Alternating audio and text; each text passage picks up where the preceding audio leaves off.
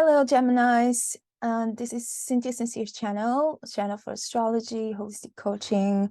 Thank you so much for coming and watching on your predictions for Gemini sign. So these predictions are made from the perspective of the ascendant. So if you have an ascendant Gemini, then you're in a perfect place. But you can read this reading as well if you have the sun and the moon in Gemini. I do recommend, though, that you do check your signs for sun and moon if they are not in Gemini as well, because those will also have an impact to you during your month. So here we go. Gemini sign, we start the month still with Mars retrograde in your first house. So this can make you feel a little bit slow in action, a little bit hesitant, a little bit kind of taking your time, thinking things through before taking action, but also slightly kind of rebellious, feeling a kind of a awkwardness about your actions. Can also make you very stuck in the mind. You think more than you act. You also may even project a lot to compensate for your lack of action. On the other hand, you might be wanting to take some time to reflect, to collect more data, to analyze things, to kind of make things more put together, so you have enough information to act upon. Because when Mars finally comes out of retrograde in your sign, then you will be ready to take action and move forward with what you want. But right now, perhaps you're feeling that things are not advancing as much as you would like to, moving forward as much as you would like to, with the speed that you would like to. On November 8th, you will have the lunar eclipse in your 12th house, Taurus. And so things that are connected to your inner world, to spirituality, to connection to the divine, perhaps you might be feeling a little bit lost or unclear about your path, your spirituality, not feeling so deeply connected to the divine. And so those are strong topics during the lunar eclipse that might come up for you, where you kind of going inside of yourself, you kind of thinking, reflecting, and analyzing, internalizing who you are, what you are about, what you really believe in. And you will also have this axis of the 12th house with the 6th house. So there's going to be this axis of health as well that's going to take place. So the 12th house speaks more about our inner state, our inner mental state or emotional state.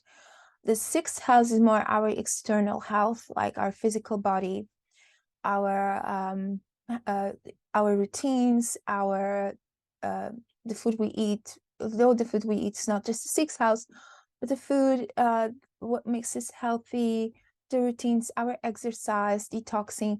So this is a great period to go and do some detox, to analyze your lifestyle, your routines, things that you might want to pay attention to even go and do a checkup on your health, maybe do some health treatments, some energy healing, or even the habits that you are so accustomed to that are not being so good for you, because Moon talks about habits. And so it's a good time for you to think about all of these things and what you want to shift, what you want to change. Do you want to detox? Do you want to go on a diet? Do you need to lose weight? Do you need to gain weight? Things that you can do to transform your physicality, your energy, and your health. On the 17th, Mercury is going to enter your 7th house in Sagittarius. The house that is going to be about relationships, and also talks about open enemies, but also can talk about business partnerships. And so Mercury is all about the mind, all about your thought processes. And so this is what's going to be taking place. You as a Gemini already have like a lot of thought process, but this is happening in your 7th house, so it might be more about your romantic side, core issues, open enemies. So this house of 7th house was going to be activated and with the entrance of Mercury in Gemini. So this seventh house is going to start to be activated with entrance of Mercury on the 17th, but shortly after, we're going to have the Sun entering in Sagittarius, also seventh house for you, on the 22nd of November. And you'll see more of these teams kind of coming up to the surface and taking an influence on you. And on the 23rd of November, you're going to have the moon also entering, the new moon in Sagittarius happening on your seventh house. So there's a lot happening in terms of your romantic life, in terms of your business, even to a certain degree, your business partnerships, and even open enemies that you might be having that, some issues with. But it's an opportunity to start anew with a fresh look, to a sense of going for it in those areas, even because Jupiter, the ruler of Sagittarius, will be out of retrograde in Pisces the next day. So on the 23rd, Jupiter is going to come out of retrograde. So it's going to be bringing a good influence to Sagittarius, ready to move forward, start the engine. Things that are going to start flowing for you more easily. Also, Jupiter is going to be on your 10th house of career. So once Jupiter stops moving forward, your career also will be able to start moving forward. And perhaps you might be able to achieve those dreams and things that you want to manifest and you've been seeking to do in your career. And that's it, dear Geminis. I hope you have enjoyed this video.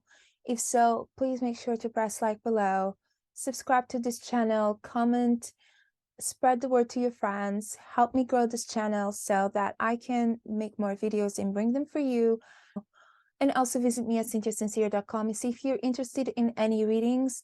I have readings about your career, vocation, your life mission, your future. You can do some predictive astrology. Soon I'll be bringing some relocation astrology, which is fascinating. You're going to be able to find where you want to travel to, which countries can help you boost your finances, your relationships, your career status, whatever it is, spirituality.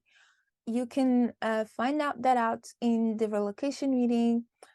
I hope that you have a really nice November month. May the cosmos and the stars be with you.